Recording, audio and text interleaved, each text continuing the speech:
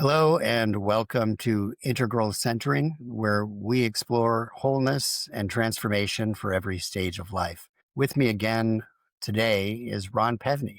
Ron Pevny is the founder and director of the Center for Conscious Eldering. He holds a master's degree in integral counseling and psychotherapy from the California Institute of Integral Studies. He's a certified saging leader and with Saging International and the author of Conscious Living, Conscious Aging, Claiming the Gifts of Elderhood.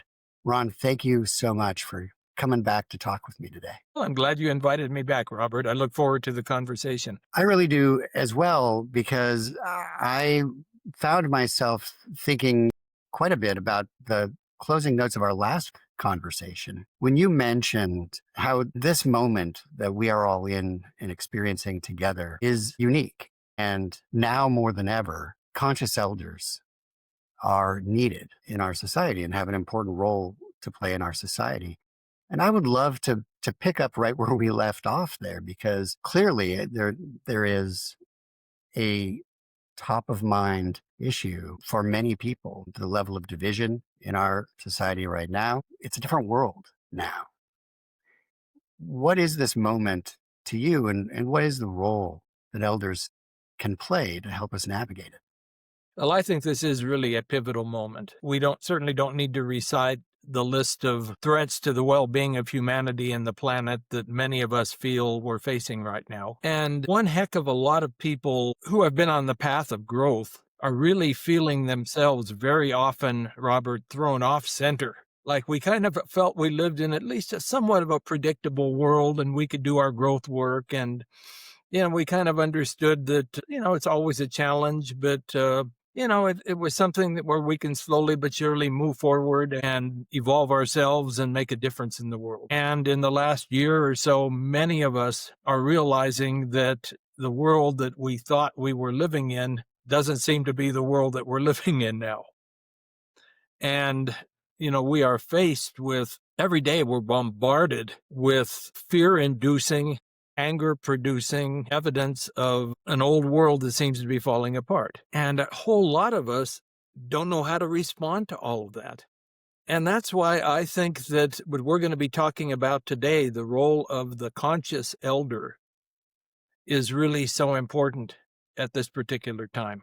And there's so many ways I could approach this from a million different angles, but I would say that as far as we know, it's been the case throughout human history, that it's been the elders who've been looked up to, especially when a society has been in a time of chaos or conflict or great challenges. It's been the elders who've been looked up to serve as models for wisdom and models for wholeness. And those people who aren't going to be caught up in the chaos, but who are going to have a certain centeredness that the other generations really need to look to help get through these difficult times. And elders have always been seen as those who have lived long enough to have some perspective. They've seen all kinds of things. They've seen all kinds of moments that have felt like the end. And they realize that oftentimes there's a larger unfolding happening beneath surface appearances. It's the elders who've lived long enough, the conscious elders, and I'm not just talking about all people who've grown old. It's the conscious elders who've lived long enough to achieve a certain wholeness that enables them to see how we can best keep our center and we can best contribute in really difficult, chaotic times to helping to create a better world. The role of the elder has always been critical, especially in times of crisis. And we live in a time of crisis. And we have got a heck of a lot of older adults now, many of whom really have committed to growing into a conscious elderhood, whether they use those particular words or not. And we need those people to serve as models for our society,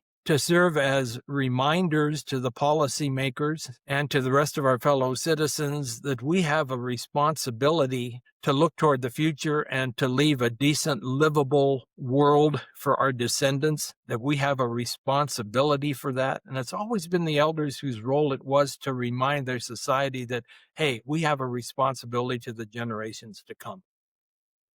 So that's my starting salvo, if you will. What would you say to someone who says, hey, this isn't the first time there's been radical change in society? In the 1960s, there was a huge Mhm.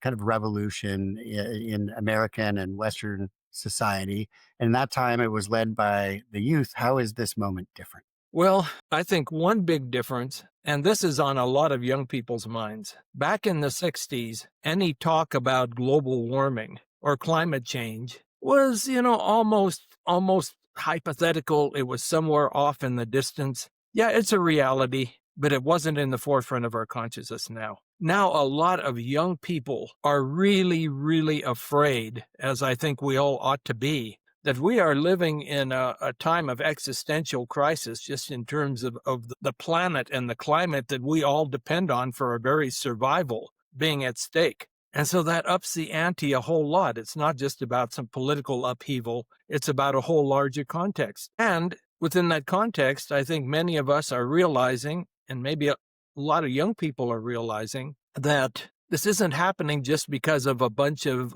ignorant, unconscious fat cats, that we've got a whole way of life that is predicated on a certain exploitation of our environment and very often of other human beings that's not sustainable anymore. And I don't think we realized back in the 60s the scope of the problem that has finally come to roost right now. It is a much more serious problem. At the same time, I would add one other thing to provide context here. Many of the indigenous cultures have been telling us for a long time what many of today's visionaries, the Barbara Marx Hubbards and others of the world, are telling us, that this is a long predicted time of breakdown and chaos that is absolutely essential for the emergence of a new, healthier culture on this planet. And they're saying that there is great spiritual support in these times for bringing forth a new world and a new culture, and for the giving our gifts in the ways that I believe that we conscious elders and everybody else needs to be giving our gifts. There's a lot of support for that that's growing at the same time that the darkness is growing.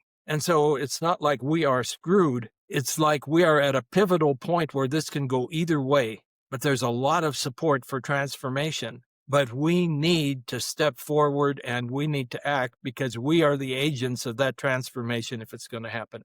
And so I think the bottom line is that I believe many of the visionaries that are important to me say that the outcome is not assured, but there's a really good chance that we're going to make it through this and actually be able to begin to create a new culture for this world. And you and I may not see it. It may take a while. There's going to be darker times probably, but our descendants, our children, our grandchildren may very well see it. But we need to step up, and each of us needs to recognize that we can't just sit back and not do our part, not give our gifts, not take stands, not make a difference. So often it seems like there's a prevailing sentiment societally that the new generation is the one that's going to lead the world forward. And what I hear in your words is more of a call for the elders to lead us forward, and that an acknowledgement in that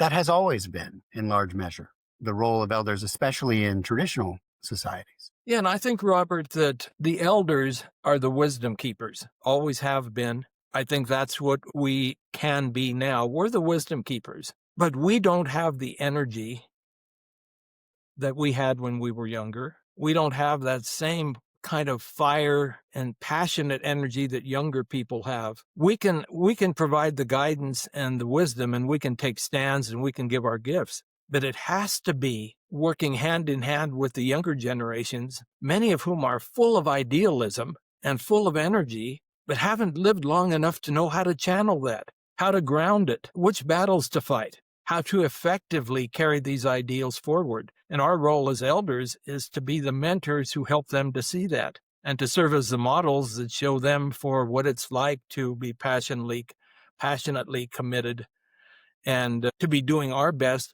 and to be willing to work with the younger people to have a huge impact. What does it mean for an elder to answer this call of this moment and to find their opportunity to make an impact What would you say to someone who feels like the problems are too pervasive and hope is out of sight? Yeah. How do you answer that call with hope? Well, like with everything else we're talking about, this is very multidimensional.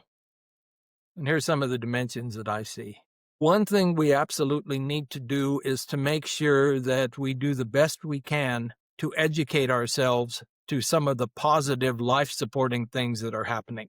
And if all we watch is the mainstream news, we're all going to get so bummed out that we're not going to be able to get out of our chairs, or we're just going to get angry and bitter, and that's not going to serve. It's just going to be feeding the negative energy that's out there. And I think that if we see that there are an incredible number of very positive things happening now, that helps to give us a little bit more of that confidence and hope that, hey, what we're doing as we answer the call really can make a positive difference. So I think that's one positive thing. Another thing is that we need to find other kindred spirits who think as we do, who have some of the commitments to growth and to a better world that we have, for support. We can't do this alone. We need to have community, whether it's 2 or 3 people or a larger group. We need to have other people that we can share our aspirations with whom we can talk about our pain and our anger and our frustration, but also about our hope and our visions for what's possible, who can see in each other, our particular gifts and help us to see, hey, this is something I see in you that can make a real difference. And I see this in you. This seems to be a real strength. These are ways that we can move forward. And I think in community, we can make a huge difference. I think another thing we definitely need to do is to allow ourselves to really feel the emotions that these times are stirring up in us. And I think for most of us, there is pain, there is grief, there is anger, there is hopelessness at times. And one thing I have learned, and I'll bet you have too, Robert, and many of those who are listening to this, when we allow ourselves to truly feel some of these emotions, it's not like we get stuck in them forever. And I think there's a fear that if I let myself feel my anger or my grief, I'm going to be lost in it. But the reality is, if we allow ourselves to really feel it, that it's like we break through to the other side. And that's what opens our hearts to our compassion. That's what seems to open our vision as to what's possible for how we can make a difference. Well, that's what brings us truly alive. If we don't allow ourselves to really feel, then a lot of our aliveness is stuck in blocking those emotions. And that's part of what's so important about, I think, having some community to share this whole journey with, people with whom we can share what we're really, really feeling and support ourselves through that. And in the process, we can break through to another side where we're touching in with hope and with compassion and with new energy. And there are a lot of ways to do this, and it can just be something we do privately. But there are a lot of grief groups now. I'm sure many of your listeners are aware of them. There's a whole process grounded in Joanna Macy's work that's called the Truth Mandela. But it's a chance for people to really deeply, honestly express what they are feeling at this particular time. The fear, the pain, the grief, the hope, the glimpses of vision for the future. That whole process is the most healing possible thing. And from allowing ourselves to feel like that, then we really open the doors, I think, to clearer vision about what we can give and to clear energy to put into action. These are also core principles in the best practices for healing and growth, generally, right? For healing what? Healing and growth. Yes. That openness to one's own experience, being open to to this moment that I'm in, to the way I'm really feeling, that openness is the doorway to healing and growth. Yes, it is. And that also happens to be the same doorway to hope and to being dislodged from kind of, being stuck in time, right? To being able to move temporally forward and think about the future requires hope. How does someone exploring their own identity as an elder and opening up to their wisdom and their role as a conscious elder find that path forward for themselves? It doesn't, we've talked before, there isn't a kind of a one size fits all approach. Everyone has to find their own identity here and their own purpose and meaning. And that can be especially hard in these moments where hope is a little out of sight or harder to grasp onto. What advice do you give to someone who's finding that voice for themselves, finding that identity for themselves now? Well, I think what you're talking about, Robert, is very much what I call one soul gifts or one signature gifts. I strongly believe that we don't come into this world as a blank slate. We come into this world with, the term I use is soul. Other people might use a different term, but we come with sparks of that greater spirit that we bring into this life that carry with them particular potentials, particular gifts that we are here to give to this world. And I believe, and I know something I really appreciated from Barbara Marx Hubbard and others, but she expressed it beautifully. I really believe that it's not an accident that those of us who are here now are here at this particular time with certain gifts that the larger spirit or the evolutionary energy or whatever imbued us with, because those are the gifts that we need at this particular time to get us through this chaotic portal into the emergence of a new world. And so each of us has those gifts in us. And some people have a sense of them and have had for a long time. Other people don't. And that's why something, like the journey of conscious eldering or any serious commitment to growth is something that takes time and it takes effort.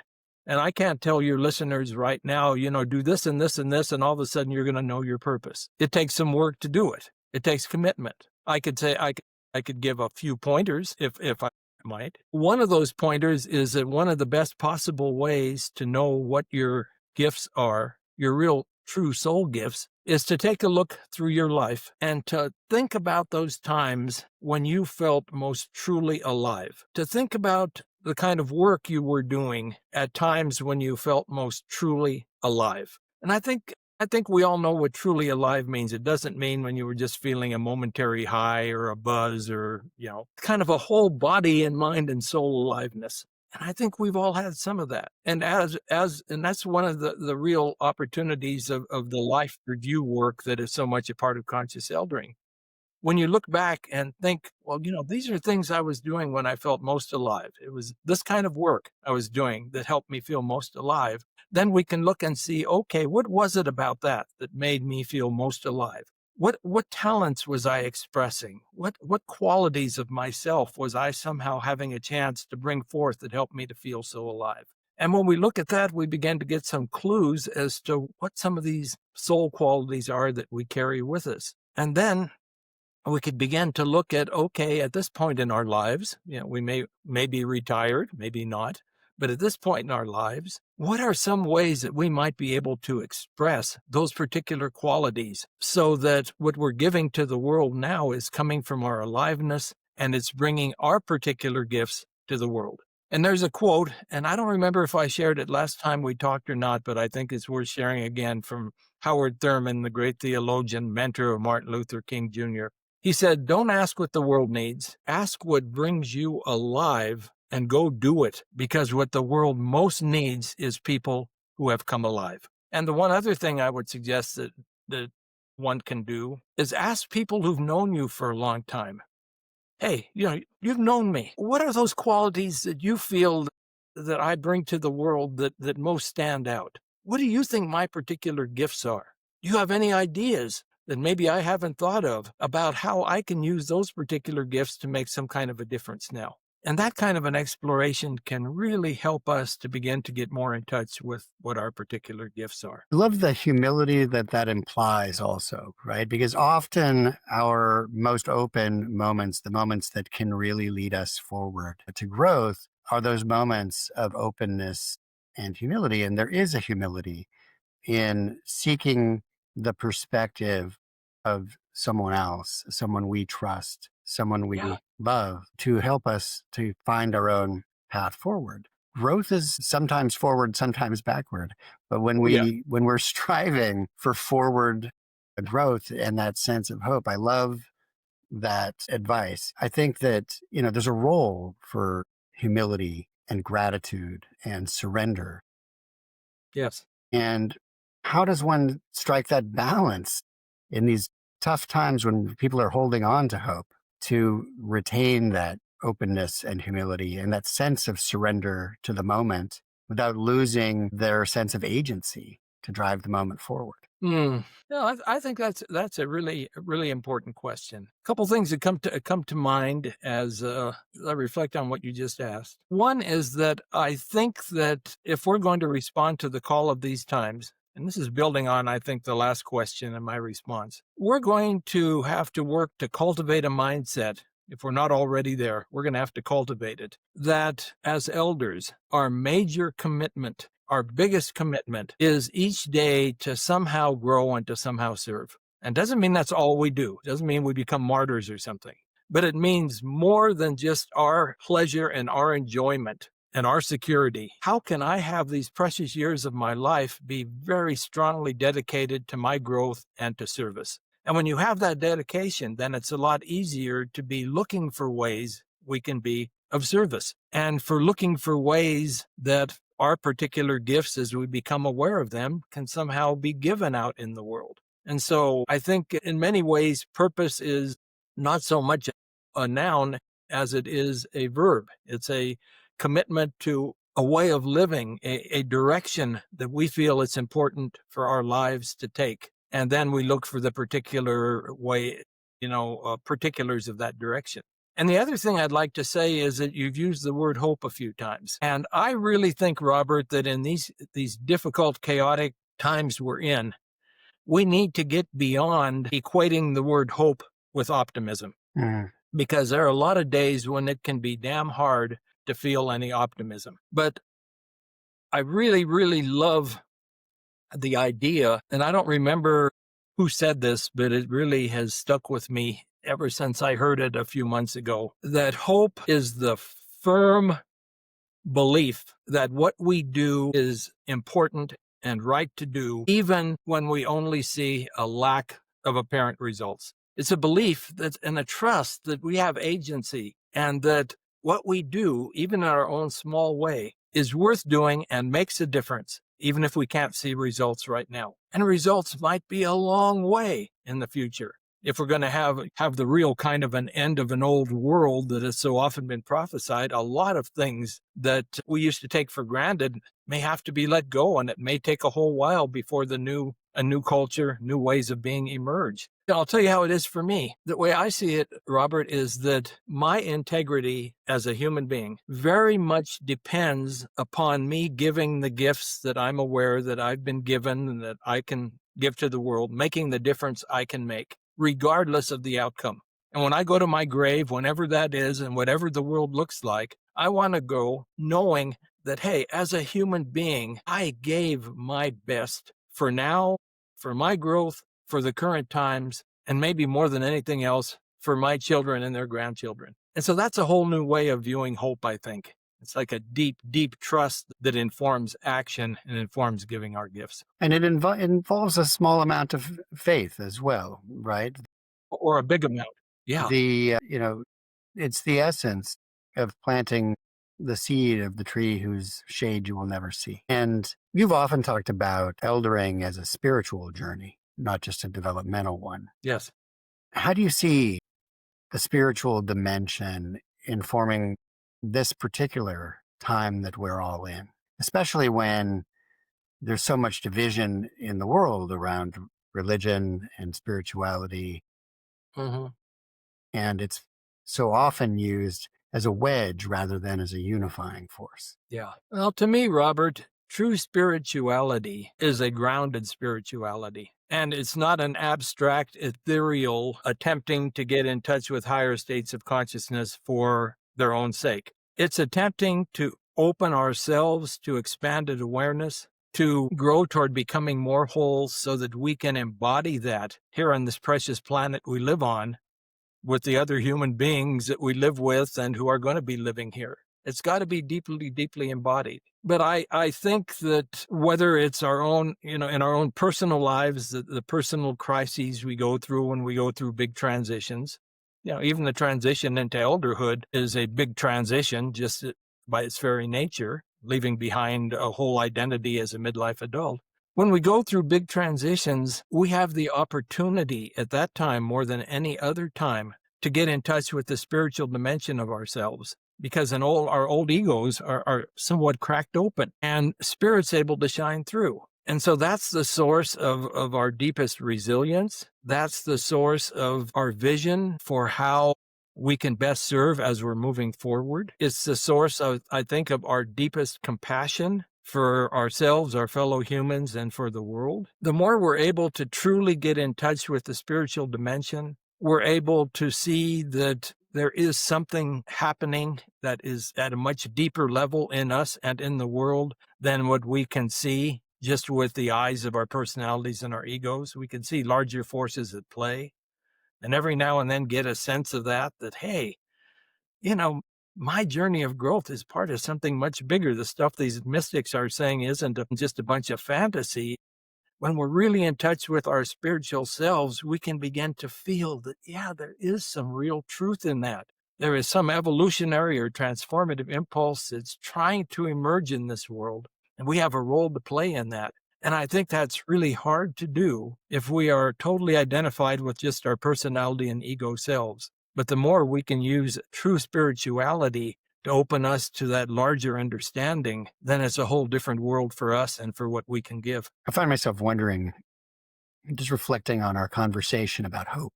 What is it that gives you hope right now? Well, I've got to respond honestly and say that there are a lot of moments when I don't feel hope, especially those moments when I'm feeling really angry or feeling grief about what I'm seeing happening in the world around me, what I'm seeing in the news. I have those moments. And in those moments, hope is hard to come by. But as I said earlier, I've learned that if the more I can allow myself to really feel those feelings, then they give way to a spaciousness that really is nice, and there's more of a hope.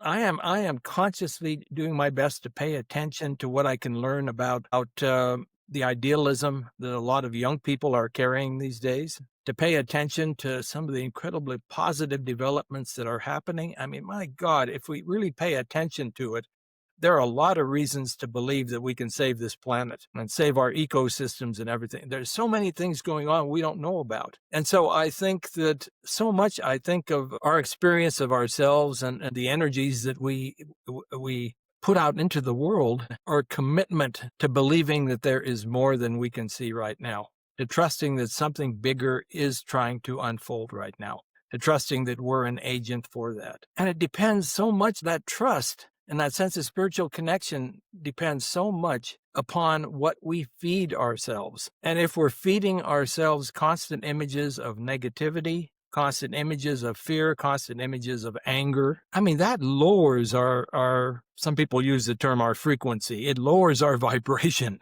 to a much lower level where we are much less capable of making a positive difference. But if we feed ourselves life-enhancing, life-supported images, the kind of things I'm talking about, becoming aware of the positive things that are happening, feeding ourselves inspiring books, inspiring poetry, inspiring films, inspiring people around us, rather than just hanging out with people with whom we bitch about what's going on. If we feed ourselves those kind of life-supportive things, then we're raising our energy in a way that enables us to feel much better and enables us to be much more effective in what we do. Finally, I really want to ask you if you could speak to younger generations, those in midlife who are just beginning to realize they're approaching elderhood themselves, Mm-hmm. those younger who are really just coming into their identities as adults. What would you say about how to partner and how to recognize and work with